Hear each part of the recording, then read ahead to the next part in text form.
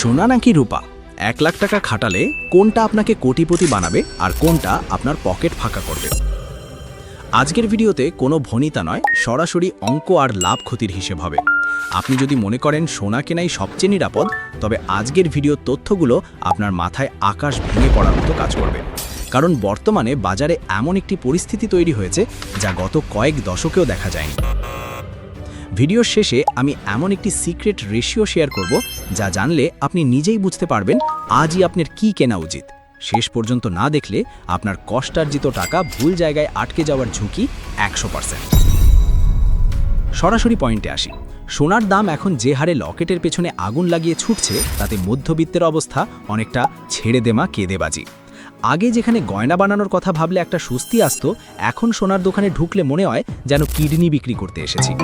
গত 10 বছরের হিসেব করলে দেখা যায় প্রতি ভরি সোনার দাম যেখানে 50,000 টাকার আশেপাশে ছিল, আজ সেই একই সোনার দাম 2,10,000 টাকার মাইলস্টোনও ফুস করে উড়িয়ে দিয়েছে। অর্থাৎ গত 1 দশকে সোনা আপনাকে কয়েক গুণ রিটার্ন দিয়েছে। কিন্তু প্রশ্ন হলো, এই যে দামের পাগলা ঘোড়া ছুটছে, এটা কি বাড়তেই থাকবে নাকি আপনি চূড়ায় গিয়ে ধরা খাবেন? মনে রাখবেন, সবাই যখন একদিকে দৌড়ায় তখন উল্টো দিকে তাকানোই হলো বুদ্ধিমান ইনভেস্টরের কাজ। আর সেই উল্টো দিকের নাম হলো রূপা। চলুন একটা বাস্তব উদাহরণ দেই। ধরুন আপনার বন্ধু আবুল 1 লাখ টাকা দিয়ে আজ সোনা কিনল, আর আপনি একটু তেরিয়া বুদ্ধি খাটিয়ে সেই টাকা দিয়ে রূপা কিনলেন।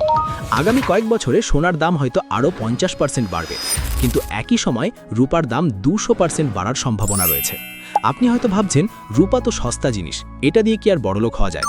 আরে ভাই, রূপা এখন আর শুধু নূপুর বানানোর ধাতু নেই, এটি এখন ডিজিটাল যুগের সাদা সোনা। খেয়াল করে দেখুন, গত মাত্র 2 বছরের ব্যবধানে যে রূপার ভরি ছিল 2,500 টাকার নিচে, আজ সেই রূপা 5,500 টাকার ঘর ছাড়িয়ে গেছে।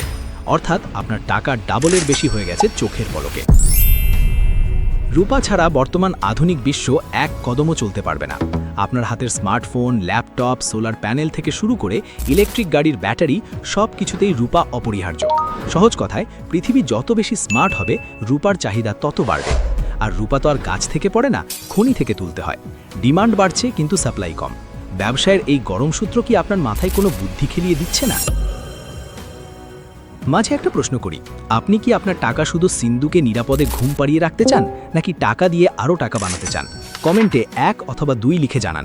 কারণ নিরাপদ থাকতে হলে সোনা ভালো, কিন্তু টাকা দ্রুত মাল্টিপ্লাই করতে হলে রূপার দিকে তাকাতেই হবে। এবার একটা টেকনিক্যাল পয়েন্ট বুঝুন, যেটা সাধারণ মানুষ জানে না। Gold silver ratio. সহজ অঙ্কে বলি, কয়েক বছর আগেও গোল্ড সিলভার রেশিও ছিল 80:1, অর্থাৎ 1 আউন্স সোনা কিনতে আপনার 80 আউন্স রূপা লাগত।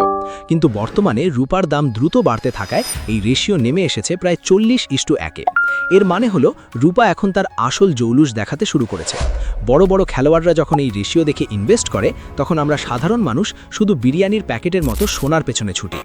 এই গ্যাপ পূরণ হওয়া পর্যন্ত যারা ধৈর্য ধরে রূপা ধরে রাখবে, দিন শেষে তারাই পকেটে বড় নোট নিয়ে বাড়ি ফিরবে।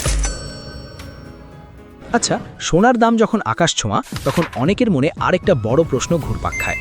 যাদের হাতে কিছুটা জমানো টাকা আছে, তারা কি এখন সোনা কিনবেন নাকি এক টুকরো জমি কিনে রাখবেন? এই নিয়ে ভাবতে ভাবতে যারা রাতের ঘুম হারাম করে ফেলেছেন, তাদের জন্য আমাদের একটি ডেডিকেটেড ভিডিও আছে। মজার ব্যাপার হলো, সেই ভিডিওটি ইতিমধ্যে 4 লাখেরও বেশি মানুষ দেখে ফেলেছে।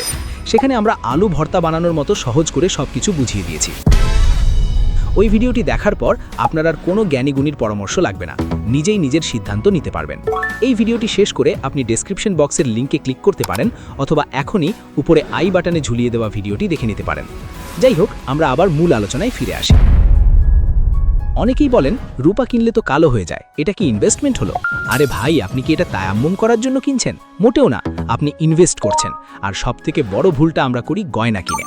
বর্তমান বাজার দর অনুযায়ী আপনি যখন গয়না কেনেন, তখন 5% ভ্যাট এবং প্রতি ভরিতে আজকের দিনে প্রায় 5,000 থেকে 7,000 টাকা পর্যন্ত মজুরি দিতে হয়।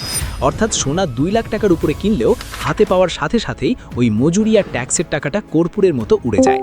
তাই সোনা হোক বা রূপা, লাভের জন্য কিনলে সবসময় বার বা কয়েন কিনতে হবে। বাংলাদেশে এখন অনেক বিশ্বস্ত জায়গা আছে যেখান থেকে আপনি 99.9% পিওর সিলভার বার বা গোল্ড বার সংগ্রহ করতে পারেন।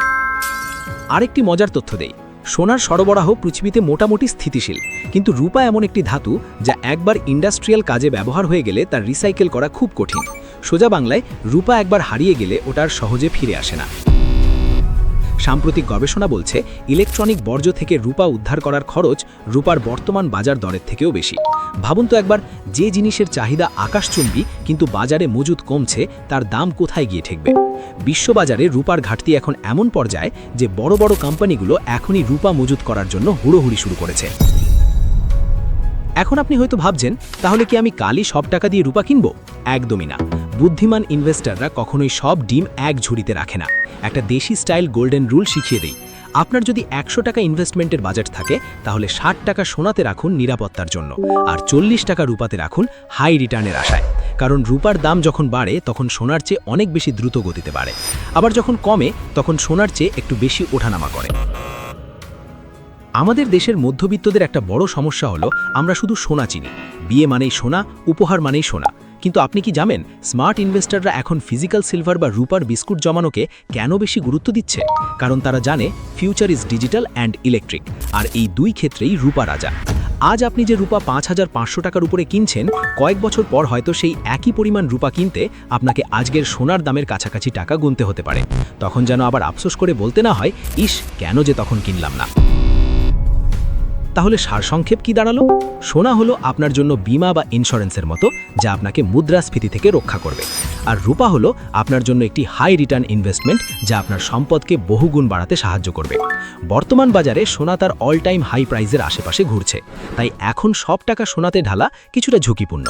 অন্যদিকে রূপা তার পোটেনশিয়াল অনুযায়ী এখনও অনেক উপরে যাওয়ার জায়গা রাখে। ভিডিওর শুরুতে আমি একটা রহস্যের কথা বলেছিলাম। রহস্যটা হলো বড় বড় সেন্ট্রাল ব্যাংকগুলো কিন্তু শুধু সোনা জমায় না, তারা কৌশলে রূপার মজুতও নজরে রাখছে। তারা জানে মুদ্রাস্ফীতি যখন চরমে পৌঁছাবে, তখন কাগজের টাকার দাম টিস্যু পেপারের মতো হয়ে যাবে। তখন এই ধাতুগুলোই হবে আসল পাওয়ার। আপনি যদি এখনও শুধু সেভিংস অ্যাকাউন্টে টাকা জমিয়ে রাখেন, তাহলে আপনি লস করছেন। বর্তমানে মুদ্রাস্ফীতির হার যদি 10% হয়, তাহলে 2 লাখ টাকা ব্যাংকে অলস ফেলে রাখা মানে বছরে 20,000 টাকা করে আপনার লস হওয়া। সোনা বা রূপা কেনা মানে সেই লস থেকে নিজেকে বাঁচানো। এখনও কি আপনি কনফিউজড? মনে রাখবেন, সুযোগ বারবার আসে না। গত 10 বছরে যারা সোনা কিনেছিল তারা আজ সফল, কিন্তু আগামী 10 বছরে যারা রূপা আর সোনার সঠিক মিশ্রণে ইনভেস্ট করবে, তারা হবে আগামীর বিজয়ী। আপনি কি সেই বিজয়ীদের দলে থাকতে চান, নাকি পরে আফসোস করতে চান? সিদ্ধান্ত নেওয়ার ভার আপনার উপর। এই চ্যানেলের তথ্যগুলো নিয়মিত ফলো না করা মানে হলো আপনার আর্থিক জ্ঞানের ভাণ্ডারকে এক কদম পিছিয়ে রাখা। আমরা চাই আপনি আপনার কষ্টের টাকা সঠিক জায়গায় খাটান এবং লাভের মুখ দেখেন। যারা আমাদের সাথে আছেন তারা ইতিমধ্যে জানেন যে আমরা শুধু তথ্য দেই না, বরং পকেটের লাভটা বুঝিয়ে দেই।